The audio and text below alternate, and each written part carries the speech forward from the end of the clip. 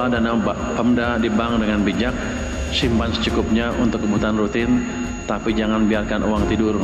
Uang itu harus kerja, bantu ekonomi daerah. Uang itu tersimpan dalam bentuk giro, bukan deposito. Dan saya pastikan tidak ada deposito pemerintah Provinsi Jawa Barat untuk mengendapkan uang. Harusnya dia cari, kemungkinan bisa anak buahnya juga ngibulin dia loh. Ada contrengan nih data punya siapa, punya Pemda, depositonya jenisnya apa, deposito, giro, dan lain-lain. Jadi jangan Pak Deddy nyuruh saya kerja. Ada nggak duit yang 4,1 triliun yang deposito?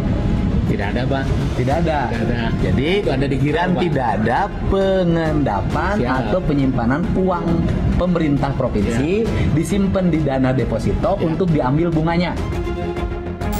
Ada yang ngaku katanya uangnya bukan di deposit tapi di checking account apa? Giro. Malah lebih lagi. Kalau kemarin dinyatakan di deposito itu tidak boleh karena bunganya itu takut dinikmati oleh perorangan dan kembali ke Kasda, maka giro adalah jalan yang terbaik. Baik, kita lanjutkan. Bang Ege, publik ini kan melihat nih, memantau karena viral cukup lama adu pernyataan antara Purbaya dan KDM ini. Makin panas di media dan juga di media sosial. Tanggapan Bang Ege seperti apa? Ya, saya mau agak cepat-cepat mengatakan pertama, saya sengaja tadi, segmen pertama, biar saya dengarkan dulu. Dengarkan dulu. Bahkan ya. saya sebelum kesini saya diskusi sama teman-teman di Unsurya dan lain-lain. Karena apa? Belum tentu ini publik yang aktif di media baru atau media sosial itu paham yang soal begini. Saya aja, tentu ada yang paham, maksud saya bagaimana menurunkan ini dalam cara yang lebih praktis sebelum mereka terlibat dalam dan ternyata terlibat besar. Nah, karena kan ini menjadi isu yang hangat. Karena itu saya ingin melihat yang pertama adalah Pak Menkeu kita, yang ini menarik karena dia adalah figur baru dalam konteks biasanya Menteri Keuangan itu kalem, irit tenang, bicara gitu stabil ya, supaya dengan demikian diharapkan ekonominya lebih tenang, lebih stabil, pasar juga tidak gampang bergejolak. Kalau ini kan Anda sebut koboi, kan ceplas-ceplos, dan ini sesuatu yang baru lah. Tapi yang ketiga, ini kebetulan kena antara, nah ini dua tokoh ini ya, yang satu KDM. Kemarin Deddy menyala, atau Kang Deddy masih menyala gitu kan, karena kemarin menyala, sekarang tentu masih ingin menyala. Kalau Pak Menteri Keuangan ini, saya sebut namanya Pas Dewa lah gitu. Pas Dewa itu artinya, dia kan namanya Purbaya Yudi Sadewa. Jadi Pas Dewa, kalau pas benar bisa jadi dewa. Tapi nanti kalau nggak terlalu pas, ini bisa bermasalah. Nanti kita lihat ya. Lalu yang ketiga, poin keempat saya adalah, ini sebetulnya menjadi menarik karena ada konflik. Jadi kalau misalnya seperti DKI Jakarta, nggak sudah selesai.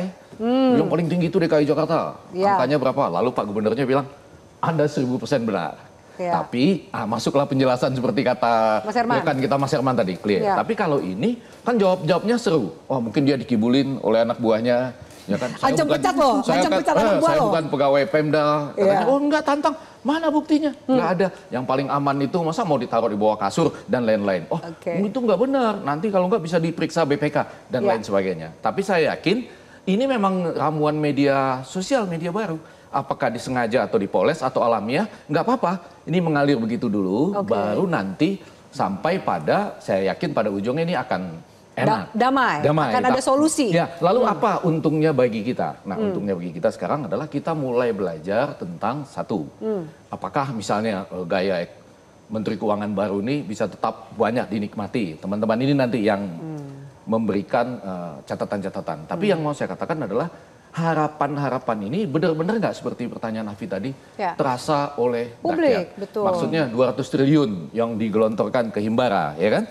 Ditambah dengan ini yang katanya mengendap di banyak pemerintah daerah ini. Apakah betul bisa misalnya membuat rakyat itu ya ingin memulai usaha untuk menggerakkan ekonomi, atau mereka berpikir pinjam ini kan bunganya tinggi. Jangan-jangan negara kita tertinggi di dunia ya untuk jarak pinjam antara bunga yang dari bank dengan bunga kredit misalnya. Lalu belum lagi yang sering disidak nih, yang sering disebutkan cukai dan pajak. Pajak itu kan prinsipnya, saya tanya-tanya ke semua teman saya, harusnya usahanya besar dulu, bertumbuh dengan besar, baru kemudian pajaknya juga bisa besar. Jangan diharapkan mereka meminjam uang dengan cepat, banyak yang digelontorkan, tapi sebetulnya di satu sisi izinnya susah diperoleh. Lalu di sana sini penyelundupan jalan lancar, ya kan? Belum lagi nanti ada premanisme, Ya, ditambah pungli dan lagi lain. yang paling ujung belum apa-apa pajaknya sudah datang, misalnya gitu. Jadi ini sesuatu yang sedang kita tunggu. Pada saat ini betul, saya yakin ini Pak Menteri Keuangan ini pas dewa ini, sedang nikmat dan kebetulan dalam konteks dengan Pak Kang Dede, Kang Dede menyala ini, sama-sama menyalah lah ya. Itu poin-poinnya seperti terasa betul gitu ya. Ini betul, ini betul, ini betul, ini betul. Walaupun saya kok melihat gini ya, ada catatan nih. Kebetulan untuk Pak Menteri Keuangan catatannya itu adalah dia sendiri ragu data itu setiap hari kali ya, setiap berapa minggu sekali gitu. Jadi udah lempar data, tapi ternyata belum dia belum yakin. Jadi kurang lebih pemahaman saya, yang satu data laporan bulan lalu, gitu ya. Sementara Kang Deddy menyala dengan sangat tepat mengambilnya di tengah-tengah dengan mengatakan enggak, data pada hari ini beda. Karena dia ngambil data itu satu hari sesudah diucapkan, yaitu pada tanggal 20 Oktober diucapkan, dia mengambil datanya 21 Oktober dan 22 Oktober, di mana angkanya sudah menjadi 3,8 triliun secara umum, lalu bahkan untuk yang cair atau tidak itu jadi 2,5, 2,3 dan 2,4. Lihat ke kemarin-kemarinnya, kurang lebih gitu. Nah, kalau kemudian tadi menyambung penjelasan Bang Ege, nah publik ini kan bingung karena terasa seperti argumentasi keduanya masuk akal, bisa lah diterima oleh publik. Belum lagi saling perang antar dua pendukung ini ya, satu yang menyala dan satu yang sadewa gitu. Mbak Esther, seperti apa sih? Karena kan ini pembahasan soal tata kelola anggaran pusat dan daerah, spending government, itu kan bahasa-bahasa pembahasan yang elitis gitu. Bagaimana membumikan supaya gaya komunikasi yang seperti apa yang pas agar publik juga bisa mengawal dan memantau? Ya. Kalau menurut saya gaya komunikasi ini harusnya ke Bang Egi. Ya, kalau menurut saya ya ekonomi ini kan bahasa sulitnya ya pakai model-model gitu ya. Tapi apa yang disampaikan oleh kedua tokoh ini ya, itu menurut saya ya sudah lugas gitu ya. Jadi semua juga bisa mengerti. Saya rasa ya semua bisa mengerti. Intinya kan ini ada dana mengendap di bank yang seharusnya itu digelontorkan untuk program-program yang berdaya guna ya untuk masyarakat, sehingga menghasilkan multiplier effect yang luar biasa. Nah, karena kan target pertumbuhan ekonomi ini kan sangat tinggi gitu ya. 8% gitu. Dan memang kita nggak punya pilihan. Kalau pengen keluar dari middle income trap, ya memang harus minimal 6% gitu. Itu sih Mbak. Jadi harus selugas mungkin sehingga masyarakat itu mengerti. Oke, Mas Imran punya tanggapan lain atau memang gaya koboi lah saat ini lebih diterima oleh publik gitu? Ya, kalau bagi kami yang di dunia kebijakan ya, yang menentukan perubahan lanskap ekonomi, sosial, bahkan budaya itu adalah kebijakan itu sendiri. Makanya kami selalu mengatakan pendekatan struktur itu mestinya diprioritaskan. Jadi kenapa publik sekarang itu meragu-ragukan gitu ya, atau curiga dengan data yang disampaikan oleh pemerintah, karena memang kebijakan kita, terutama terkait tata kelola perencanaan dan juga penganggaran, itu sifatnya itu sangat elitis.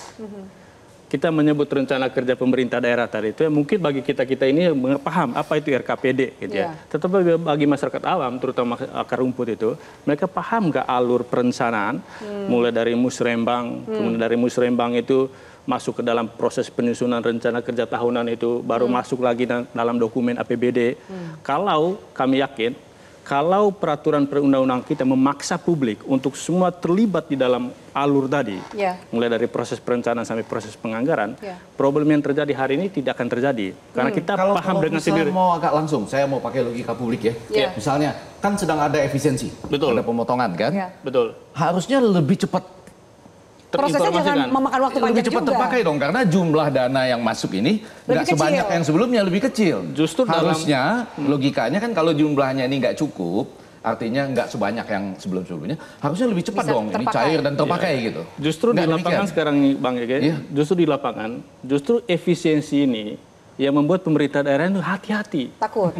Gitu ya, karena mereka nggak takut salah langkah gitu ya. Dengan dana yang tersedia, mereka tuh mesti hati-hati untuk mengalokasikan. Tapi logika saya benar kan, bahwa dananya sedikit, harusnya kan sudah habis ini. Betul, kalau lihat di kebijakan pengelola keuangan daerah, bahkan sebetulnya sekarang di pemerintah daerah itu Mbak Awi, itu mereka itu sebetulnya terima saja apa yang sudah ditetapkan oleh pemerintah pusat. Karena apa? mandatory spending atau dana yang sudah ditentukan peruntukannya itu sekarang semakin meluas. Iya. Gitu ya. Katakanlah misal belanja pegawai tidak boleh lebih dari 30%, infrastruktur minimal 40%. Kemudian ada lagi peraturan Menteri Keuangan itu yang mengarahkan dana alokasi umum itu untuk beberapa pos gitu, misalnya sarana prasarana, P3K, dana kelurahan dan segala macam. Seharusnya ketika sudah ditentukan peruntukannya, pemerintah daerah itu fokus. Tinggal ikuti saja Tinggal itu. ikuti saja. Tetapi problemnya mereka terkendala lagi dengan peraturan-peraturan yang lain tadi itu. Soal pengadaan barang dan jasa dan segala macam. Oke, kalau Mbak Esther setuju nggak kalau ini adalah bentuk kehati-hatian Pemda atau malah memang habit yang slow spending? Sebenarnya kehati-hatian iya. Terus kemudian ketika mereka merencanakan mungkin juga tidak pas. Ragu-ragu ya, sehingga ketika implementasinya ya pasti jadi nggak ya, jadi nggak ya, setengah-setengah lah ya. Ya, terus kemudian di sisi lain juga regulasi yang tadi ya pengadaan barang dan jasa, dan yang keempat mungkin moral hazard juga gitu ya. Jadi banyak faktor sih Mbak. Tapi kalau menurut saya ya, kalau saya lihat di luar negeri itu tuh mereka tidak berisik gitu. Tidak berisik ya kan pemerintahnya, tidak ya saling kan? adu tidak saling pendapat ini kan gitu ya, betul saling lempar. Betul. Nah tinggal ini aja guidance-nya aja, misalnya sebelum guidance lah ya ada integrasi data, semua orang gitu bisa lihat gitu ya, data misalnya yang sama. Transparansi, data yang sama, real life gitu kan. Jadi tidak ada simpang siur ya informasi atau data yang berbeda gitu. Yang kedua kalau kita lihat ya cukup guidance aja, karena kalau kita lihat policy dari waktu ke waktu ya ganti presiden, ganti peraturan, ganti menteri, ganti peraturan, ganti pimpinan, ganti peraturan gitu. Yang tidak sustain itu. Jadi ini juga sangat uncertain gitu ya. Ketidakpastian itu juga ini. Jadi mungkin Pak Purbaya kan baru. Selama beberapa presiden yang lalu masih Bu Sri Mulyani gitu. Nah, jadi maksudnya ini sudah terlalu lama, lalu muncul seseorang yang baru gitu kan? Itu pertanyaan saya, kita harus bahas usai jeda. Kalau tadi Mbak Esther katakan, ya kalau di luar negeri tuh nggak ada yang berisik. Nah, kalau di Indonesia, mending silent atau berisik? Bang Jage, usai jeda pemirsa, tetaplah bersama kami. Jelajahi cara baru mendapatkan informasi. Download Metro TV Extend sekarang.